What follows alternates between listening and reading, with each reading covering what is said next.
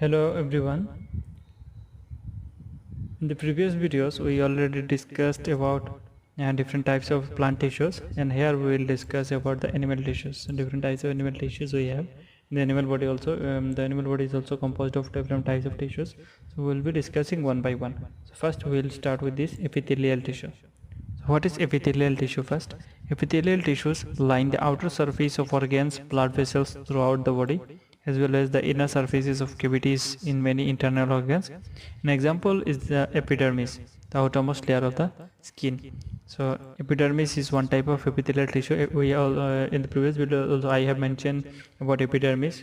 So in the plant bodies, the outermost skin is known as epidermis. Similarly, in the animal body also, the outermost skin is known as epidermis, and the outermost skin is epidermis, and this epidermis is one type of epithelial tissue. So epithelial tissue is not only present as skin, it is also present in the organs, different organs, the outer covering, inner covering, blood vessels, that outer covering, inner covering.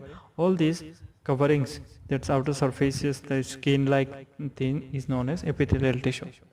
So there are many types of epithelial tissue depending upon the shape and structure and the arrangement of the cells. How the cells are arranged in the tissue. So depending upon that, and also that also about the structure. Also depending upon the structure and shape of the tissue. So there are different types. So first one is simple squamous epithelium. This simple squamous epithelium or simple squamous epithelial tissue in some parts of the body like capillaries, alveoli, glomeruli, and other tissues where rapid diffusion is required. So capillary means we have veins and all. So veins, arteries, so they get divided, and smaller these blood vessels are known as capillaries. About capillaries you will get in class 10.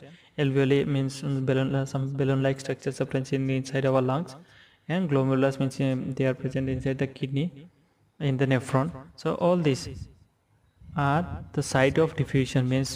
Diffusion means you already know that transfer of molecules from higher region to higher region to from the region of high concentration to the region of low concentration. So that where rapid diffusion is very important. So in those parts these type of tissues are present. So capillaries, alveoli, glomeruli, and their rapid diffusion is very much required. That's why this type of simple squamous epithelial tissues are present. So there one flat kind of single layered epithelial tissue is found, which is known as simple squamous epithelium. Means simple squamous epithelium tissue is flat, and the cells of these tissues are very thin and flat, and it is single layered. Means there is no double and triple layer, only a single layer of cells are there, and these type of tissues are known as simple squamous epithelium. So simple squamous epithelial cells are extremely thin and flat. So can you tell me why this simple squamous epithelium is single layered? Because rapid diffusion is very important. So that's why if the layer is very much thick, the diffusion will take more time. So to make the diffusion process simple, it is single layered only. So this is the picture of simple squamous epithelium, means flat cells, and it is a single layered cells. So now we will discuss about the stratified squamous epithelium. So that was simple, and here we will discuss stratified squamous epithelium. So first we have to understand the meaning of stratified. So strata, so that stratified, the word stratified has come from the word strata. So this is a soil strata. This is a soil strata. So strata means different layers. So in the soil also we often see different layers are there. Here we can see 1 layer, 2 layer, 3 layer, 4 layer, 5 layer. So different layers are there in soil. So this is known as soil strata, means different layers are there. So stratified squamous means different layers of squamous epithelial cells. Epithelial tissue means different layers of squamous epithelial tissues. So the skin which protects the body is also made of squamous epithelium. So we also know this epidermis is epithelial tissue. So the skin which protects the body is also made of squamous epithelium. But it is different from the simple. How? The skin epithelial cells are arranged in many layers to prevent wear and tear. So our skin is not like this simple squamous epithelium. It is made of different layers, arranged in many layers. So why it is arranged in many layers? So that it can prevent wear and tear. If it is very soft single layer, it will be easily tiered and weighed. That's why it is arranged in many layers so that it can be little bit thick to protect our internal organs. So since they are arranged in a pattern of layers, this epithelium is called stratified squamous epithelium because they are arranged in a pattern of layers. That's why this type of epithelial tissues are known as stratified squamous epithelial tissue, or we can say stratified squamous epithelium. Epithelium means epithelial tissue, same thing. So this is the picture of a stratified squamous epithelium. So 1 layer, 2, 3, 4 different layers are so there. Different layers are there. That's why it is known as stratified squamous epithelial tissue. So next is columnar epithelium. This columnar epithelium means columnar epithelium is one type of tissue that is made of a single layer of long epithelial cells that are often present in regions where absorption and secretion takes place. So the region where absorption and secretion, if we can remember the classes of class 7, in the class 7 we also got this about small intestine, this lumen and all, about absorption of food. So in about villi we also got. So in this villi what happens in this villi, absorption of food occurs. So the region where absorption and secretion takes place, this type of columnar one type of tissue is present, and that is known as columnar epithelium or columnar epithelial tissue. And these tissues are made of single layer, means it is also a single layer and long epithelial tissue, but these tissues are not flat, they are long tissues. So the cells of this epithelium are arranged in a neat row. They are arranged in a neat row. If we observe such tissue under microscope, these cells appear like thin columns. So if you see this picture, they are arranged in columns, and they are long. They are not flat, and they are long tissues, and they are present in the region of absorption and secretion. So the next one is ciliated columnar epithelium. So it is like epithelium, this columnar epithelium, just one difference is there, they contain cilia.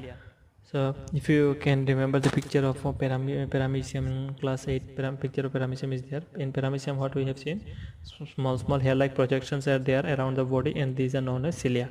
So similarly, some columnar epithelial tissue contains cilia. So some columnar epithelial tissue also have cilia, which are hair-like projections on the outer surface of the epithelial tissue, epithelial cells. So around the cells, epithelial cells, what happens? Around the columnar epithelial cells, some columnar epithelial cells have cilia, means they have hair-like projections on their outer surfaces. On the outer surfaces of these cells, they have cilia, which is hair-like projections. So these cilia can move. And their movement pushes the mucus forward to clear the region. So where they are present, they clear the region by moving their cilia, and by the movement of their cilia, they pushes the mucus forward. So this type of epithelium is thus called ciliated columnar epithelium. So this type of columnar epithelial tissue is known as ciliated because they contain cilia.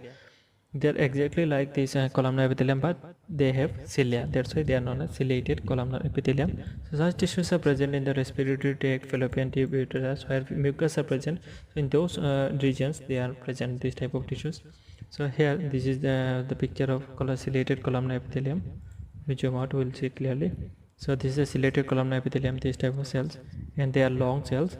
And here the cilia are there. These are the cilia, hair-like projections, and the cilia move, and while moving, they forward whatever comes in their way. They forward it and clear the area. So mucus, in our respiratory tract we have mucus. So that mucus will be forwarded by the help of the cilia. Next we will see the next page. So last one, that is cuboidal epithelium.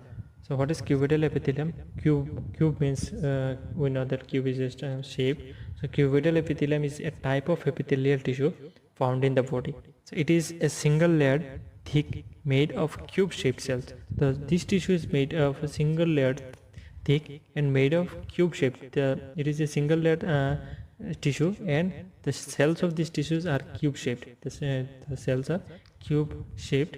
This type of tissue is found in the parts of the body such as kidney tubules, walls of the respiratory bronchioles.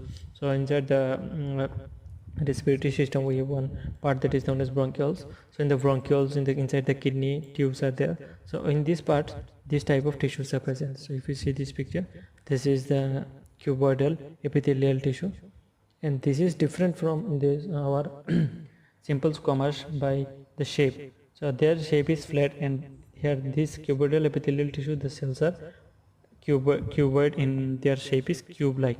So that is the main difference between simple squamous epithelium and cuboidal.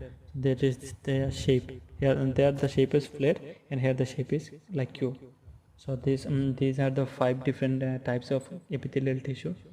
I hope clear. If you have any confusion, any doubt, you can ask me in the comment section. Comment section also you can ask me, or in my WhatsApp number also you can ask me.